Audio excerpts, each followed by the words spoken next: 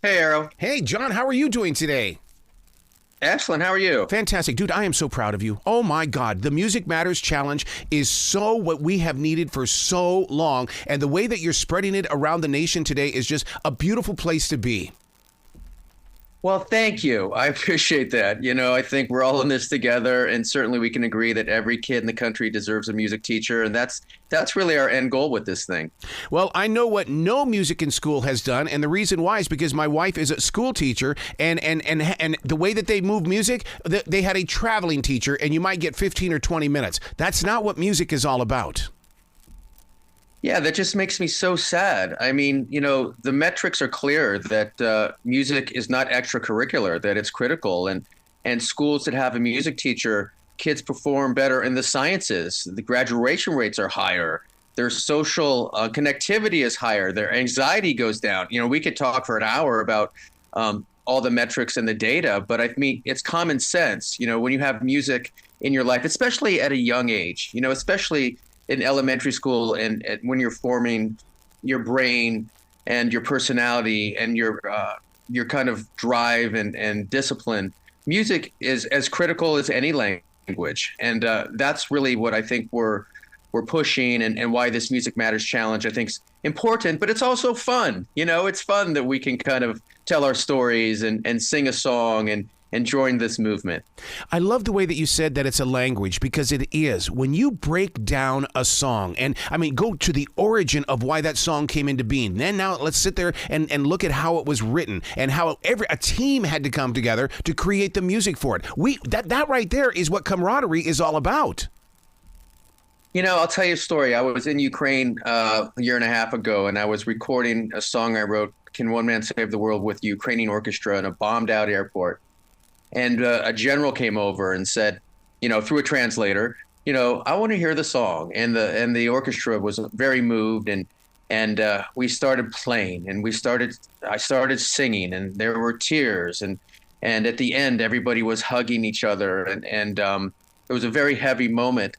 And I realized that none of them knew the words. They didn't speak English. Wow. It was music. It was the music that brought us together as human beings in that, very heavy situation there. So I've seen music make miracles through my I could tell you, story after story how music makes miracles. And that's why I think, every kid deserves a music teacher. It's something we can all agree on. We got to put the website on there, because I don't want to forget that. It's letmusicfillmyworld.com. And what you're doing is this is a fun challenge where they get to create a rendition of the song, Let Music Fill My World. Go deeper into that. How is it that, I mean, their own rendition, this proves to me that music evolves. It does. And this actually started with a song that I wrote with some inner city Chicago kids from Farragut Academy a year and a half ago. And we wanted to write a song because they had lost their music teacher. And we spent 6 weeks. The kids wrote the whole lyric. We went into a recording studio, re-recorded it. You can see that video on YouTube, Let Music Fill My World with Farragut Academy. Yes. And through that process, we raised $300,000 through the Tolman Foundation to provide a music teacher for that school for 3 years. They now have a music teacher. Those kids have a music teacher. And the Music Matters Challenge, when people enter and make their video telling their story about a music teacher that mattered to them, sing a little bit of the song, play a little bit of the song on an instrument, do a little dance. You certainly don't have to be a singer. And enter the contest. The grand prize is we're going to do that again. We're going to participate with the winner and provide a music teacher for a school in need for $300,000 for 3 years. The winner will win 10 grand. That doesn't hurt. And we'll have a school prize where schools can compete and win a $25,000 grant. So there's a lot of fun. Whether you win or not, you're helping contribute to a school music teacher for a school that doesn't have one. And hopefully, like the Ice Bucket Challenge, it'll take over America and we'll have a lot of fun in April. It reminds me so much of the way that radio was back in the early days when we would sit there and listen to Casey Kasem and dream of one day being talked about on that show. I mean, that to me is the participation, because even the viewers and listeners will get the opportunity to vote in this process. it's funny. I actually sat in once for Casey Kasem and did the countdown of 3, and I never realized how exhausting and hard it was. My appreciation for Casey Kasem went through the roof. But no, you're exactly right. Everybody has a chance to win. Whether you have 1 follower, 10 million followers, we'll have 10 finalists, as you said, at the end of April.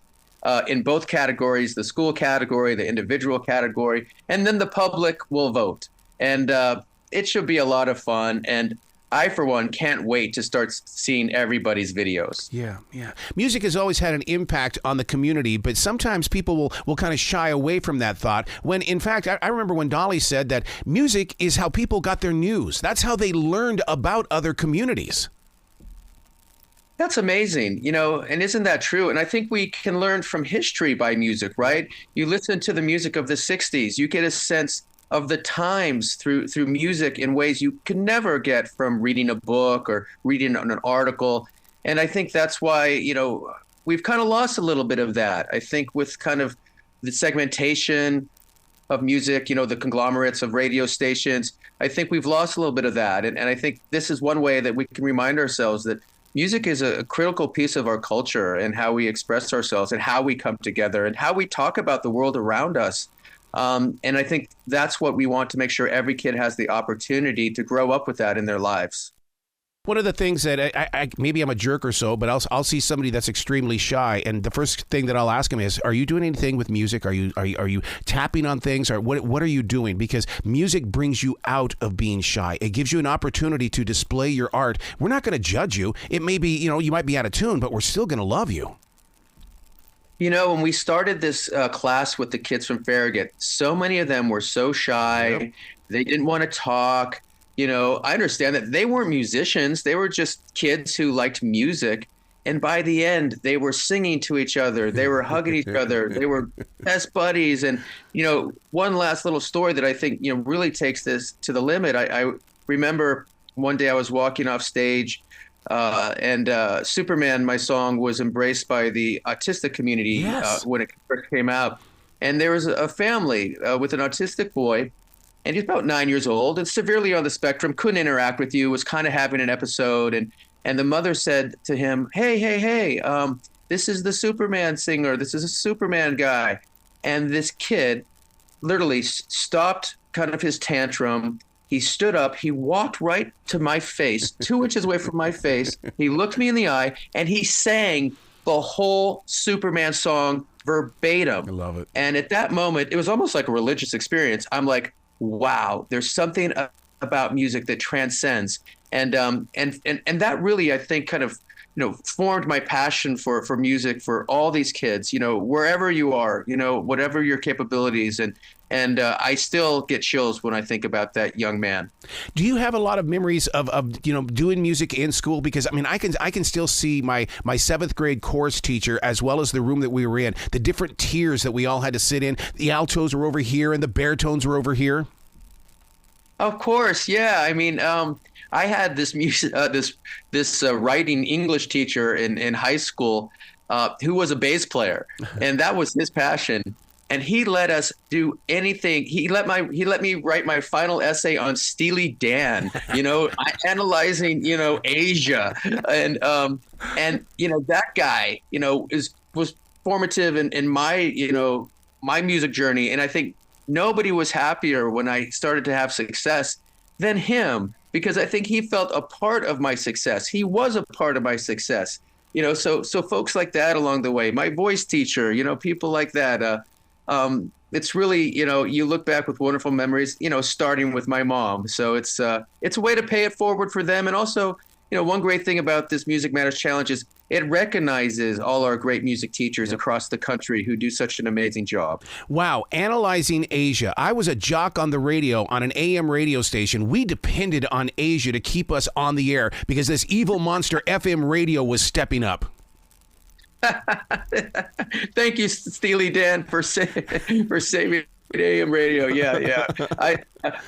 I could still listen to that record, over and over and over and over again. Probably one of the best sonically sounding records and musicianship ever made.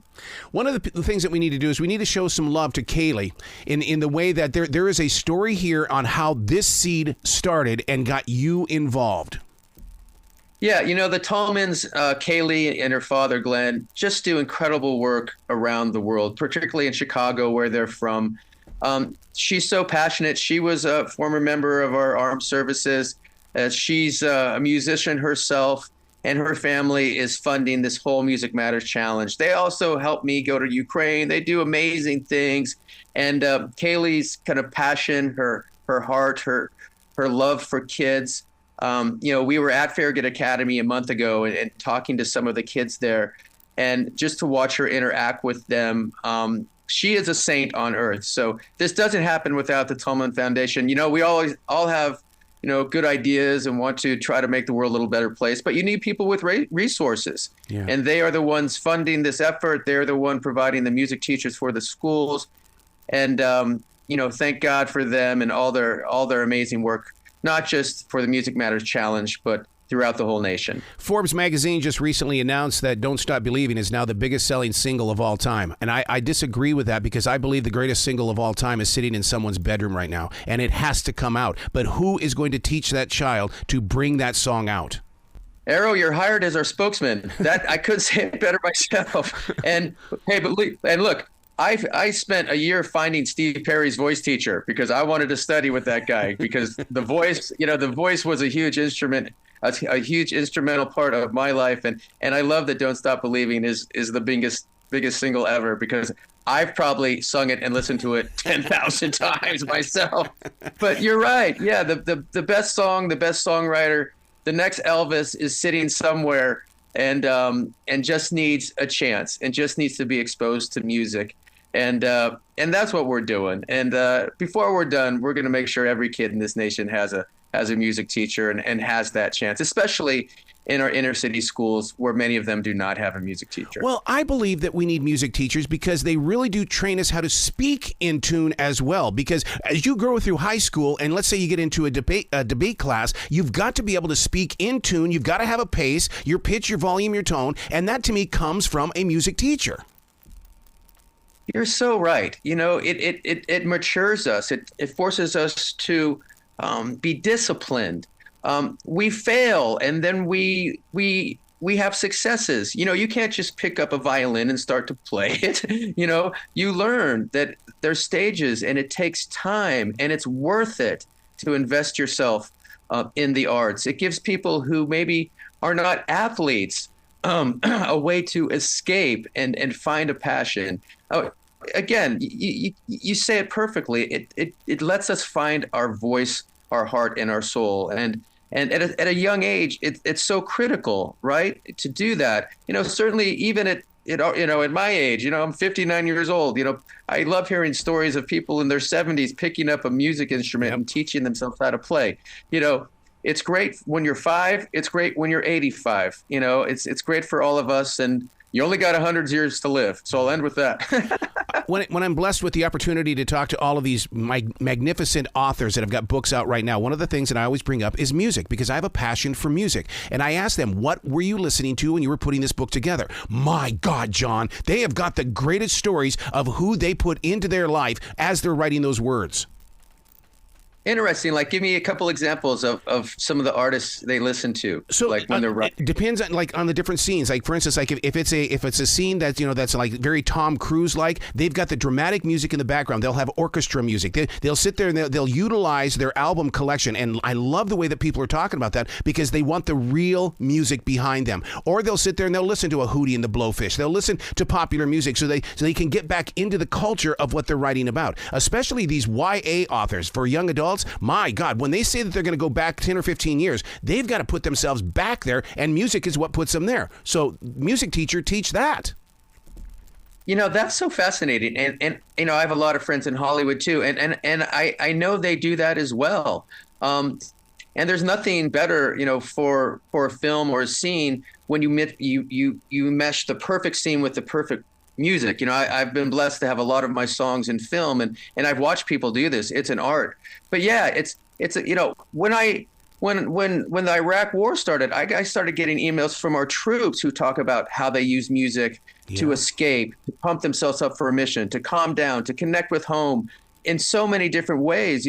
So I think music has a place for everybody, whatever you do, especially our soldiers, and to see that music helps their mental wellness was an education to me. So yeah, I mean, I think we could go on, but I think we all use it in ways we need it. Well, look at the way that you're using music in your own personal life right now. Going out there on the road with a 4-string quartet. Oh my God, that's an exploration. It's so amazing. I have these A-list Broadway players. My violin player Katie just won a Tony Award, and to play with them every night across the country in small venues and do a very intimate show and a storytelling show, and when they play to Superman or 100 Years or Chances or The Riddle, the songs take on a new dimension. And they're so wonderful people. They love, all these, string Broadway players want to be rock stars, and they love playing rock music, and they're kooky and fun. And so we just have a blast. And as I said, it's an intimate family show. We always do a song that recognizes our troops. And so, yeah, we're starting next week in Fargo. We're going through April 7th, and I'm taking a little detour to Israel for a week. Then I'll come back and we'll wrap up our tour on the West Coast. So it's going to be a wild month. Wow. When you're sharing that story, I'm sitting here thinking, wow, the nerdy kids in chorus and the nerdy kids in orchestra got together on your stage. I mean, that to me is what a music teacher is all about. Yeah, and I'm a nerdy math major, so all the nerds are going to be hanging out on stage, and we'll nerd out together. Once again, the website is letmusicfillmyworld.com. How does it all play out? What is the big day? Because you know how we are. We're procrastinators, John. What they need to put the move on now? We will be launching the 26th, March 26th on Good Morning America 3. And that day, the website goes live. But you can certainly go right now to the website and check it out and watch some videos and see what we're doing, see all the details at letmusicfillmyworld.com. But yeah, we go live March 26th. The contest will run through the end of April. Then we'll pick 10 finalists. And in a couple weeks, we'll have the vote. And on, I believe it's May 14th, we'll announce the winners. And it should be a blast. And I appreciate you having me on your platform and making people aware of it. You got to do some videos and things. When you crown that king or queen, the music teacher of the year, you've got to put some pictures up so that we can embrace it and make this grow well beyond 2024. Oh, you're exactly right. Thank you. This is just step one. We're not a one and done. This is step one for the Let Music Fill My World project. So let's kick it off. Let's make it a success. And then we'll continue until every school has a music teacher. We're not going to stop till we have that realized. Oh, man, I love where your heart is. Please come back to this show anytime in the future, John. The door is always going to be open for you. Arrow, you're the best. Thank you, my friend. You bet. You be brilliant today, okay? You got it. You too. Thank you.